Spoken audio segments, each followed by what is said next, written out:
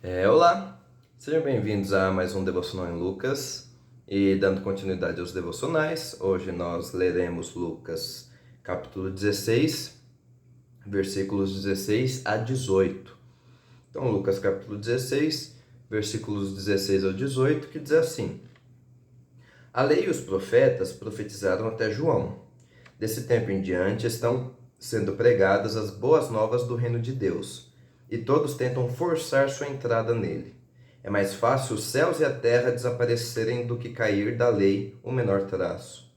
Quem se divorciar de sua mulher e se casar com outra mulher está cometendo adultério, e o homem que se casar com uma mulher divorciada estará cometendo adultério. Inicialmente, pode parecer que esse texto daqui, ele não faz muito sentido se a gente olhar o contexto geral do que Jesus está falando. Parece que Jesus começa a falar de coisas diferentes aqui, mas na verdade, quando a gente observa de forma mais aprofundada esse texto, a gente vê que Jesus ele está falando o que ele queria falar e algo muito ligado ao contexto de tudo que ele está falando nessa passagem aqui. Vamos lembrar que Jesus ele está fazendo uma crítica aos fariseus que estavam zombando do que ele tinha falado anteriormente. E ele já tinha criticado eles e falado que Deus conhecia o coração deles, né? Como nós vimos no devocional anterior. E aqui ele quer mostrar como esses fariseus que pareciam,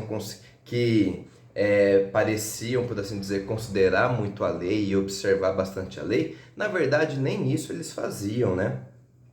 Ele quer mostrar aqui que os fariseus que estudavam e vigiavam, ou eram conhecidos por estudar e vigiar vigorosamente os mandamentos, na verdade nem isso eles faziam, e pior, eles se faziam surdos para a nova revelação de Deus, que era o Evangelho. Como ele vai dizer no versículo 16: A lei e os profetas profetizaram até João.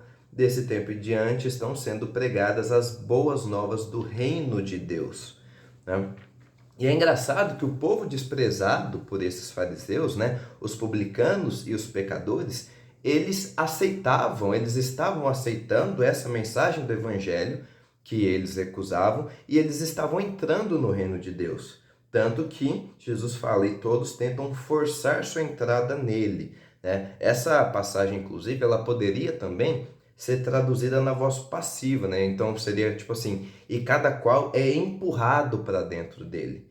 É, de toda forma, seja qual for a melhor tradução, a ideia aqui é que a proclamação do Evangelho, ela insta cada pessoa a penetrar no reino de Deus, a entrar no reino de Deus. Ela quase que obriga as pessoas a entrarem, dada a novidade do que ela fala e dada a beleza do que ela fala e do que ela propõe, né?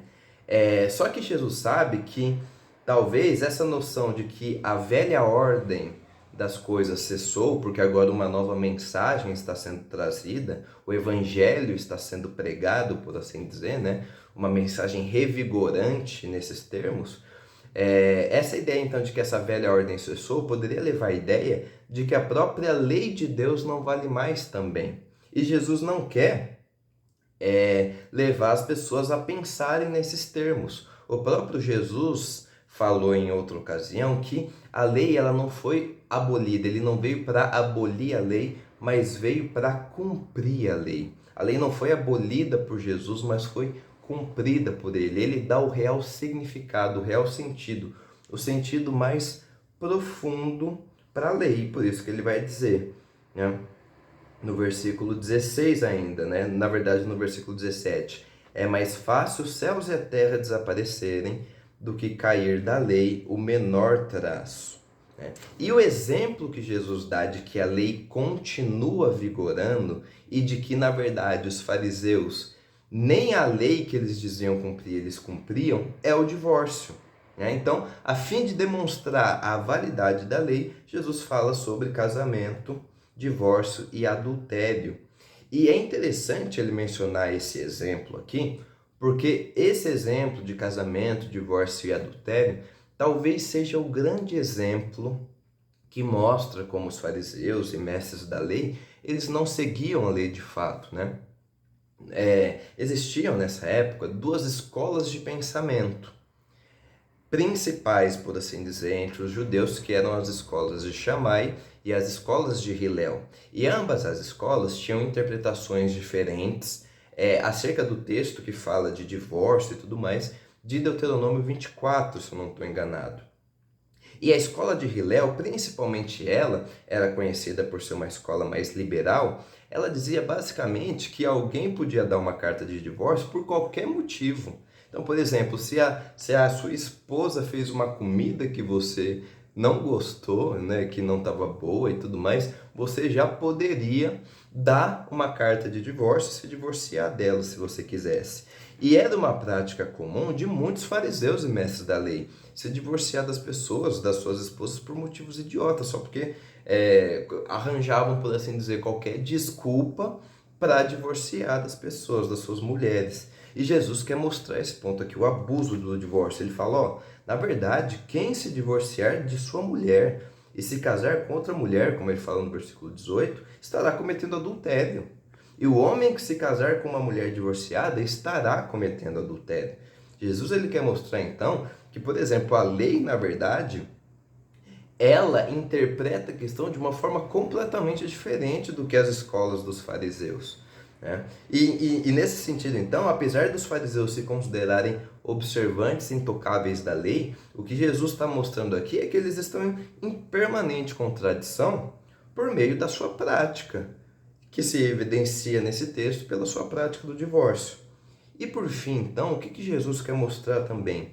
A excelência e perfeição dessa lei, que os fariseus não conseguem cumprir, mas que reflete, em última instância, a perfeição de Deus, né? Uma vez que Deus é perfeito, a sua lei, a forma como ele deseja que as pessoas vivam, também é uma forma perfeita, é uma forma excelente. E é essa excelência que nós, como cristãos, devemos buscar, né? Nós sabemos que por causa do pecado nós nunca seremos perfeitos nessa vida, mas esse padrão de excelência, esse padrão de vida excelente, de vida perfeita, é o padrão que a gente deve buscar e que a gente deve lutar para conseguir pela força do Espírito Santo. E que Deus nos ajude nesse processo. Deus abençoe e até o próximo devocional.